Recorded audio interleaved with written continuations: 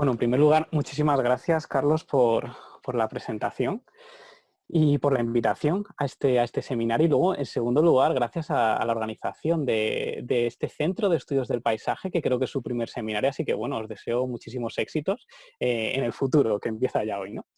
Así que, bueno, para mí siempre es un placer visitar la Universidad de Arquitectura de Valparaíso. Lo he hecho ya presencialmente 2 veces y esta tercera va a ser de manera virtual. Y lo que os quiero compartir, como bien ha dicho Carlos, es la experiencia docente que yo realicé o desarrollé en el año 2018 en la India, ya que tuve la suerte de tener unos fondos, una beca, y fui profesor investigador de la SEP University en Ahmedabad, y allí estuve viviendo 1 año. Así que cuando Carlos me sondeó sobre la posibilidad de dar una ponencia en un seminario que se llamaba Miradas del Paisaje, yo inmediatamente pensé en esta experiencia de la India, porque claro, para mí ir a la India fue reformular cómo tendría que mirar ese paisaje, que para mí era totalmente distinto a cualquier otra cosa en la que yo había estado o experimentado anteriormente. Así que, bueno, eso es un poco lo que vais a ver hoy, lo que quiero compartir con vosotros y el contenido de esta ponencia que se titula El paisaje urbano de Ahmedabad, una experiencia docente desde el conflicto. Como vamos a hablar del paisaje, lo primero que quiero hacer, y de una manera muy directa, es explicitaros lo que yo entiendo por paisaje. Y bueno, mi entendimiento de paisaje proviene del profesor Darío Gazapo, que bien lo conoce Carlos, y que Darío Gazapo lo tomó de Jorge Oteiza. Y Jorge Oteiza, Jorge Oteiza era un escultor vasco que vivió 14 años en Latinoamérica y decía esto: el paisaje es un cuerpo múltiple y sensible cargado de misteriosas energías. A formas distintas de hombre corresponden distintas interpretaciones del paisaje. Y creo que es como muy pertinente esta cita para el marco en el que nos encontramos, ya que lo que está diciendo es que el paisaje depende de nuestra mirada hacia él. Y claro, tiene que ser una mirada, decía Jorge Oteiza, sensible a los cuerpos que habitan ese territorio, ¿no? Entonces, dependiendo de nuestra sensibilidad, crearemos o construiremos, porque no deja de ser una construcción del paisaje, un tipo de paisaje u otro. Entonces, con esta idea que nos regala Jorge Oteiza, lo que os propongo es un desplazamiento virtual hacia la India. Os voy a poner un breve vídeo de 1 minuto para que veáis ese paisaje en el que se enfocó esta experiencia docente, una experiencia docente que llamamos Rebel Bodies, Rebel Cities, luego veréis por qué, y que yo codirigí junto con también la arquitecta y profesora india Mansisa.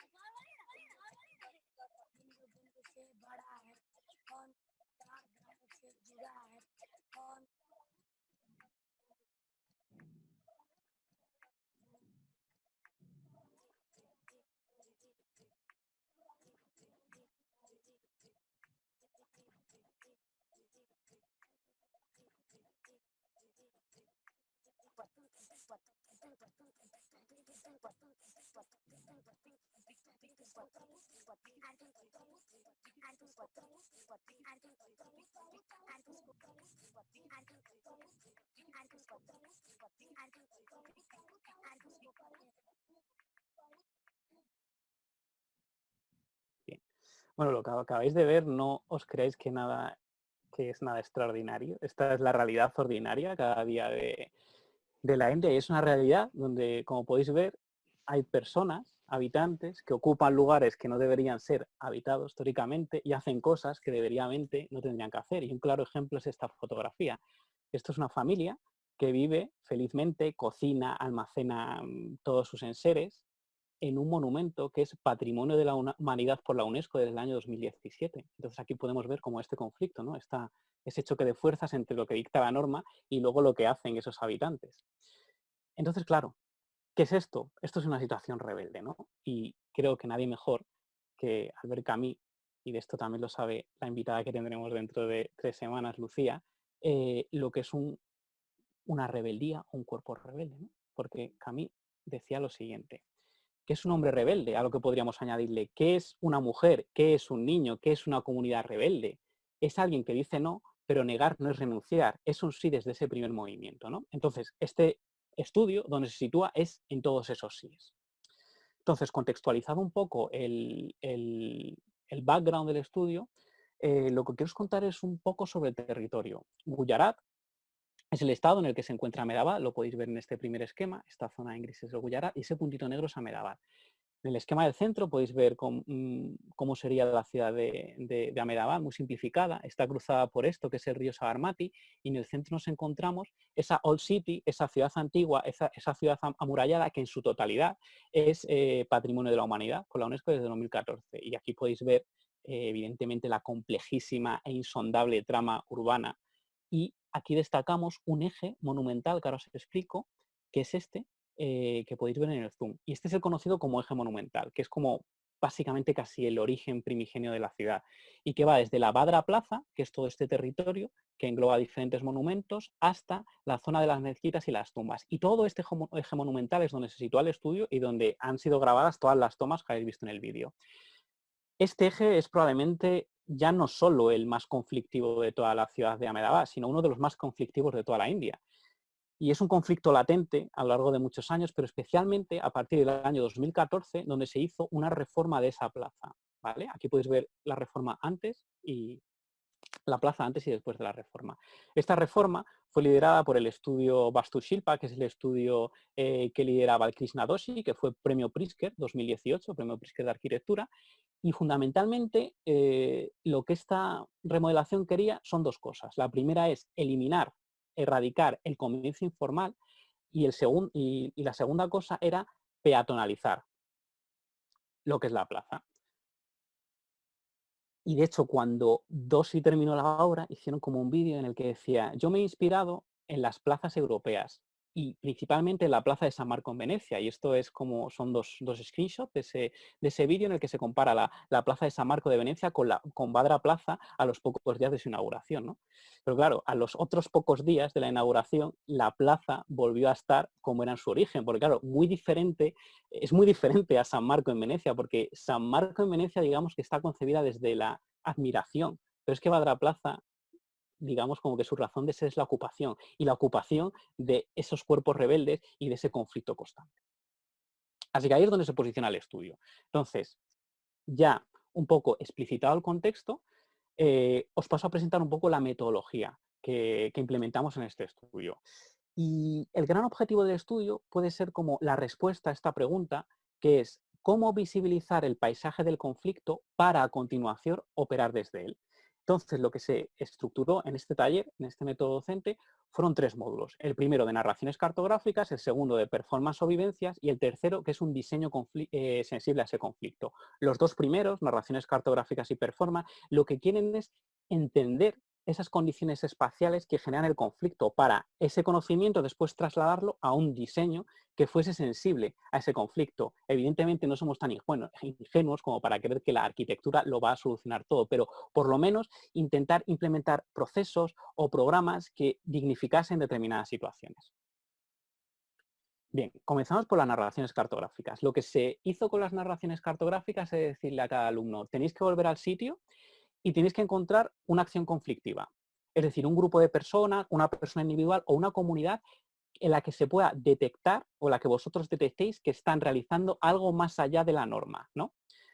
Y lo que tenéis que hacer a continuación es visibilizar esas condiciones gráficamente, ¿no? Para ver cómo se produce, qué es lo que fomenta o qué es lo que dificulta ese conflicto que da forma a la ciudad de Ahmedabad.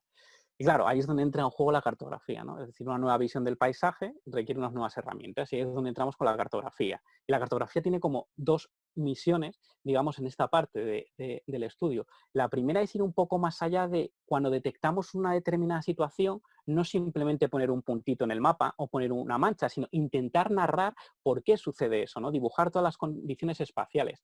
Y la segunda es como implementar un método de análisis gráfico en el que, por ejemplo, cuando veamos una línea roja gruesa, no sea siempre la sección de un edificio, ¿no? Aquí, por ejemplo, en esta cartografía es el ángulo de vigilancia que este camión tiene en la plaza. Y ahora lo veréis lo que hace este camión. Pero este camión a determinadas horas del día sale y se pone a dar vueltas en la plaza para que los se escapen al ver su presencia. Y si no huyen, si no se dispersan, lo que hacen es confiscarles sus pertenencias.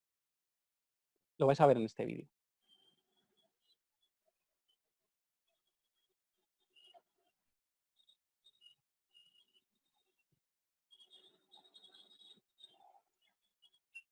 Bueno, habéis visto cómo esta mujer no le recriminase que pasaba por ahí porque tenía todas sus mercancías en el suelo. Entonces, claro, este es el conflicto y este conflicto genera unas espacialidades muy específicas. Debido a que esto sucede, los vendedores informales, los vendedores que no tienen licencia, empiezan a colgarse toda su mercancía en el propio cuerpo y entonces no empiezan a utilizar o no utilizan ese suelo. Digamos que este tipo de conocimiento es el que se va construyendo con las cartografías y es el que se busca. Cartografías, igual que hemos dicho que paisajes, pueden ser múltiples y depende de la sensibilidad de cada estudiante. Aquí tenemos otros estudiantes, como por ejemplo Jaya y Divya, que lo que hicieron es focalizarse concretamente en este monumento, que es la tumba de la reina, que es el que os enseñaba antes en la fotografía, donde vive una familia. La familia vive concretamente en esta esquina, ¿vale? Que está marcado con el circulito azul. Entonces, esta cartografía, la misión que tiene es intentar entender todas las relaciones entre los propios vecinos, entre gente que visita la tumba, entre la propia gente que vive dentro de la tumba, para entender su particular modo de vida. Luego, con ese conocimiento, lo que intentaremos será revertirlo en una serie de diseños que sean sensibles a ese conflicto. Y luego hubo otros estudiantes, como por ejemplo George, que hicieron zoom out hacia afuera y se focalizaron en conflictos de una mayor escala. Y otro de los grandes conflictos es toda la movilidad urbana que existe allí, sobre todo especialmente cuando entras a partir de 2 puentes desde la otra parte de la ciudad a esta. Y bueno, el acceder a la plaza se convierte en un auténtico caos, conflicto, como lo queramos llamar, ¿no? Entonces aquí también había como un tema muy interesante que abordar. Una vez realizadas esas narraciones cartográficas, dimos un siguiente paso y nos fuimos hacia las performances. Lo que se quería con las performances es que los estudiantes volviesen una vez más al territorio, a la zona de estudio, pero ahora para experimentar con su propio cuerpo la complejidad de ese territorio. Y lo que les implementamos es hacer una serie de acciones que podían ser una expansión de ese conocimiento que tenían o testar posibles diseños, como veremos a continuación. Entonces, por ejemplo, aquí lo que hizo Kevna es marcar el espacio que necesitaban esos vendedores informales para después, como ya decía, implementarlos en futuros diseños. O aquí, por ejemplo, lo que Ginal hizo es marcar con polvo blanco los lugares que oficialmente deben ocupar, pero claro, fijaros que fuera de contexto están estos lugares donde es una trama superpuesta a, vamos, a un espacio aquí de la ciudad donde podemos ver un bordillo curvo y vemos aquí cómo se va metiendo, o sea, claro, o sea, un despropósito, ¿no? Entonces, es contra lo que se revela, en este caso, esta comunidad de vendedores. Y otras 2 performances que os quiero enseñar con un vídeo.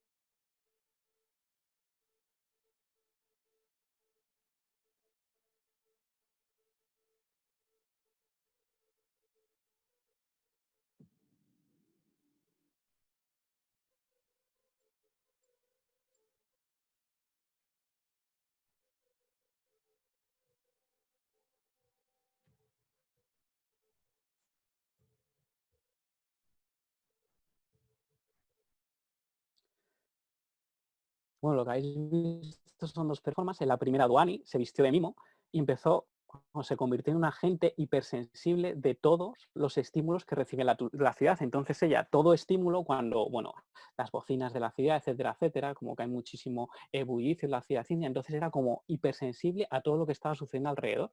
Y entonces cogió, digamos, un conocimiento muy específico del lugar. Y luego la otra performance es un testeo, ¿no? De un posible diseño, porque allí Badra Plaza es una plaza muy dura, está hecha con un granito rosa que os podéis imaginar cómo pega ahí el sol, 50 grados. y no te puedes sentar. Entonces es como, bueno, ¿qué pasa si implementamos aquí de repente una zona verde? Bueno, evidentemente se formó un caos impresionante, llegó la policía, no sabía si eso era legal, si era ilegal, que es un poco lo que pasa en casi en toda ocupación de Alemania. Entonces al final, bueno, pues nos exigieron que nos fuésemos de allí y bueno, toda buena performance al final termina con la llegada de la policía, ¿no? Eso dicen al menos. Así que bueno, con esto ya nos vamos a la tercera parte del estudio, que sería como unos diseños sensibles al conflicto. Aquí, después de toda esta experiencia que habían tenido los estudiantes con las cartografías y con las performances, ellos decidieron libremente, nosotros no imponemos nada, o sea, lo que queríamos era que ellos pensaran críticamente el sitio donde vivían, no les impusimos en ningún momento un programa ni nada, y entonces, respecto a ese conocimiento que tenía, promover un programa, un proceso, un proyecto que fuese capaz de advertir esa situación problemática. Entonces, muy brevemente, algunos ejemplos. Este proyecto, por ejemplo, de Sakshi Sharma, que ya lo que hizo es como, bueno, si tenemos aquí un problema, que es que tenemos a todos los vendedores informales en la plaza y tenemos aquí un edificio que lleva más de 20 años sin ningún tipo de uso, ¿por qué no los situamos en ese lugar? Son todos como proyectos que yo creo que lo que tienen es sentido común, que es muchas veces lo que falta en el urbanismo y en la arquitectura, en estos territorios tan conflictivos y tan difíciles. Luego aquí tenemos el proyecto de George. George era el alumno este que había estado interesado en la movilidad urbana y entonces él dice, vale, voy a intentar peatonalizar la plaza, pero no como se hizo hasta ahora, que lo que se hizo ahora es poner 4 volardos mal puestos, que eso en la India es como que encima te incita a que tú lo conquistes. Entonces, no, vamos a intentar o a repensar la idea de frontera, la idea de límite en el espacio público. Entonces, todos estos espacios que son como espacios de in-between, en lo que sería la fuera de la plaza y la dentro de la plaza, que él pinta en azul, pues se crean una serie de programas, puede haber un cambio de nivel, que lo que hace es que de repente ya no pueda entrar el coche, la motocicleta, etcétera, etcétera. O sea, es como también ir pensando mediante el diseño. Tampoco creíamos que íbamos a llegar a ninguna solución o a ninguna solución final. Después hubo otros alumnos que se interesaban mucho por todo el tema del patrimonio, porque como ya dijimos, desde 2017 a la ciudad amurallada, la ciudad antigua de Ahmedabad, es patrimonio de la UNESCO y los monumentos están en una situación ruinosa, ¿no? Entonces, algunos estudiantes fueron sensibles a ese patrimonio y, por ejemplo, aquí tenemos a Kushali, que se centró en diferentes monumentos, pero aquí os muestro uno, que es esto, que veis aquí, que esto es la Tinderbasa, que es una puerta de la antigua ciudad amurallada del siglo XV, que aún se conserva. Lo que pasa es que está en un estado bastante deplorable, pero está en un estado bastante deplorable porque la gente tampoco es que reconozca que es un patrimonio, qué es eso de un patrimonio, porque voy a tener que respetar de un patrimonio si no tengo para comer. Entonces, como veis, es como que son muchísimos conflictos que se van intentando solucionar mediante todos estos, solucionar o al menos intentar aportar alguna solución mediante este tipo de procesos. Y luego me quería focalizar justamente ya en un caso muchísimo más personal, porque yo creo que es paradigma de por qué es muy pertinente y necesario estudiar el conflicto desde la arquitectura y desde el diseño urbano. Esta estudiante se llama Haya y a Haya la tuvimos también en el anterior cuatrimestre, que hicimos otro tipo de cosas. Y ya os digo que para mí fue la alumna más sensible que tuvimos en todo el curso. Estas dos primeras imágenes de arriba son de los proyectos que hicimos en el anterior cuatrimestre y aquí vemos que hizo una representación de la película Her de Spike Jonze y aquí podemos ver a Theodore, que es, y ahora se me ha olvidado el nombre, así como con las diferentes, Joaquin Phoenix, ¿no? Es como con las diferentes sensaciones o sentimientos que en su cara se van reflejando dependiendo de las voces de esa Scarlett Johansson, ¿no? De esa Samantha, que está representado por ese parlante. Después, es que ella al principio no sabía ni dibujar al ordenador, pero hacía unas maquetas a un nivel milimétrico de detalle con todo lo que estaba pasando en la ciudad, que era para morirse, o sea, increíbles. Entonces, Haya es la que hizo las cartografías estas que os he enseñado antes de la tumba de la reina, donde vivía esta familia, y que es este territorio. Aquí la podemos ver aquí, haciendo cartografías en el sitio. Aquí es donde, bueno, para estas familias que todo lo que hay alrededor de la tumba es una zona de almacenaje, unos armarios, ¿no? Y claro, Haya acabó haciendo este diseño, que ahora podemos hablar de lo bonito que es, pero claro, lo muy importante de Haya fue el proceso, ¿no? Porque el primer croquis, la primera propuesta que nos llevó, nos dijo, bueno, esto, como veis aquí, es la tumba de la reina, este es el monumento, y dijo, bueno, yo todo lo de alrededor, es decir, toda esta trama urbana que continuaba, dice, yo lo voy a derribar y voy a hacer en cada esquina unas torres muy grandes, 4 torres en las esquinas. Entonces, claro, digo, pero vamos a ver, yo pensaba para mis adentros, después de todo lo que hemos hecho, de las cartografías, de las performances, de que ya habéis visto que es una persona como hipersensible, ¿cómo es posible que quiera hacer este tipo de proyecto? Pues claro, yo la pregunté, no sé con qué cara, le dije, oye, pero Jaya, ¿pero tú por qué quieres hacer esto? Y ella me dijo, muy sinceramente, bueno, es lo que se suele hacer siempre, ¿no? Es lo que hace todo el mundo. Claro, yo pensé, no me falta razón. Es que si te vas a muchos lugares de la ciudad, es justamente eso lo que se estaba haciendo. Entonces, claro, ahí está la pertinencia, ¿no? De tratar este tipo de situaciones. Entonces le dijimos, bueno, pues ahora vas a hacer un proyecto que va a ser totalmente diferente. Vas a intentar hacer el proyecto más sensible. Entonces hice un estudio de todas las casas que hay alrededor, cuáles estaban desocupadas, cómo se podían reformar con la arquitectura típica de la India, porque recordemos que esto es patrimonio de la UNESCO, ¿no? Y luego, otra cosa que tiene bastante interesante este proyecto es que para evitar o, digamos, un poco, digamos, como establecer un límite entre lo que es esta zona como más privada de las casas y luego este monumento público, creó o tomó un elemento que es típico de la arquitectura india que se llama odla, que odla es una especie de plinto, como podéis ver aquí, que es como un pequeño escaloncito. Entonces, dependiendo de la anchura de ese escaloncito, puede pasar desde el lugar donde se lavan los platos, a donde se tiene una conversación, a donde se puede quedar hasta una fiesta, hasta donde juegan los niños, etc, etc. Entonces, simplemente de nuevo es coger un poco la sabiduría de ese contexto e implementarlo en los proyectos. Y bueno, ya con esto, ya simplemente quería acabar haciendo una última reflexión, porque la experiencia docente, el taller, fue bastante exitoso. Pero claro, ya no solo por el tema tuvo como una gran acogida, ya no solo por los estudiantes, sino también por la universidad. De hecho, nos propuso que hiciésemos un libro con todo lo que estábamos desarrollando y espero que se haga en los siguientes meses. Pero bueno, esta gran acogida fue realmente porque estábamos tratando un tema que es el conflicto que los otros talleres de proyectos de arquitectura o de diseño urbano no estaban tratando. Y es algo que a mí me sorprendía, ¿no? Porque realmente lo que querían los estudiantes era realizar o al menos aproximarse este tipo de proyectos en los que veían que los problemas que cuando salían de la universidad veías, porque salías de la universidad y veías un asentamiento informal, veías a todos los vendedores ilegales, etc, etc. Es decir, que cómo la arquitectura tenía herramientas que podía ser útil para intentar mejorar un poco o dignificar la vida de esas personas o cambiar un poco la ciudad en la que vivían. Así que bueno, eso es un poco la reflexión última y final con la que os quiero dejar. Y aquí termino. Así que nada, muchas gracias por vuestra virtual atención. Muy bien, muchas gracias, Víctor. Un Muchas placer. gracias.